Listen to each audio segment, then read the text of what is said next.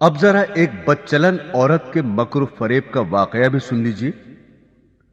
بنی اسرائیل کے یہاں ایک پہاڑ تھا جسے وہ بڑی عظمت والا سمجھتے تھے اور اس کی بڑی عظمت و توقیر کرتے تھے، اور اگر کسی بات کا فیصلہ کرتے وقت قسم کھانے کی نوبت آتی تو اس پہاڑ پر چڑھ کر قسم کھاتے اور اسے وہ سچا سمجھ لیتے۔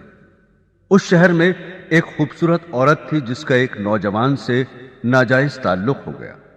عورت نے اس کو اپنے مکان میں بلانا شروع کر دیا۔ شوہر کو شبہ پیدا ہو گیا۔ بیوی سے کہا کہ مجھے شبہ ہے کہ میری غیر حاضری میں کوئی تمہارے پاس آتا ہے۔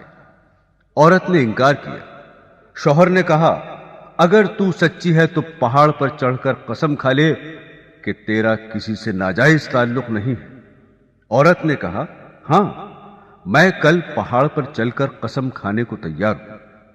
ادھر اس نے اپنے آشنا سے کسی طرح چھپ کر یہ کہہ دیا کہ کل تم پہاڑ کے نیچے ایک گدھا لے کر کھڑے رہنا، میں اور میرا شوہر پہاڑ پر چڑھنے کے لیے وہاں آئیں گے، اور میں شوہر سے کہوں گی کہ پہاڑ پر چڑھتے ہوئے میں تھک جاؤں گی، اس بہانے تمہارا گدھا کرائے پر لے کر میں اس پر سوار ہو کر پہاڑ پر چڑھوں گی۔ تم گدھے والے کے بھیس میں وہاں موجود رہنا اور گدھے پر مجھے سوار کر کے میرے ساتھ ساتھ چلنا۔ چنانچہ جب دوسرے روز میاں بیوی پہاڑ پر چڑھنے کے لیے گھر سے نکلے اور چلتے چلتے پہاڑ کے پاس پہنچے تو وہاں اس کا آشنا گدھے والے کے بھیس میں گدھا لیے کھڑا ہوا تھا۔ عورت نے شوہر سے کہا چلتے چلتے میں تھک گئی ہوں، مجھے یہ گدھا کرائے پر سواری کے لیے دو۔ شوہر نے گدھے والے سے کرایہ مقرر کیا اور بیوی کو گدھے پر سوار کر کے تینوں پہاڑ پر چڑھنے لگے۔ جب وہ جگہ آئی جہاں لوگ قسمیں کھاتے تھے تو اس مکار عورت نے اپنے آپ کو گدھے سے نیچے گرا دیا، اور اس گرنے میں اپنی رانے وغیرہ قابل سطر بدن بھی ننگا کر دیا، اور ایسی صورت پیدا کر دکھائی کہ شوہر نے یہی سمجھا کہ گدھے سے اتفاقاً گر گئی اور گرتے ہوئے اتفاقاً ننگی ہو گئی ہے۔ وہ جھٹ اٹھی اور اپنا لباس درست کر کے پہاڑ کی قسم کھانے والی جگہ پر کھڑی ہو کر کہنے لگی میں قسم کھاتی ہوں میرے ننگے بدن کو آج تک تمہارے سوا اور اس گدھے والے کے سوا اور کسی نے نہیں دیکھا۔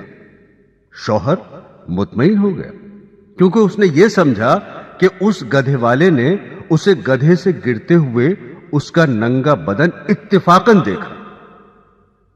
تو دیکھا آپ نے، عورت جب مکر و فریب پر آ جائے تو ایسی چالاکیاں دکھا کر شوہر کو بے وقوف بنا دیتی ہے، لیکن یہ پتہ نہیں کہ آج یہ گناہ کسی مکر و فریب سے چھپا بھی لیا اور کسی کو پتہ بھی نہ چلا تو کل قیامت میں یہ بات نہیں چھپے گی، اس لیے کہ اللہ کو سب کچھ معلوم ہے۔ اللہ سے کوئی کام چھپا ہوا نہیں، دنیا والوں سے چھپ سکتا ہے لیکن اللہ تعالی سے نہیں چھپ سکتا، اور اللہ کے نبی صلی اللہ علیہ وسلم نے اس کا عذاب بتا دیا کہ ایسی عورت سینے کے بل جہنم کے اندر جلے گی۔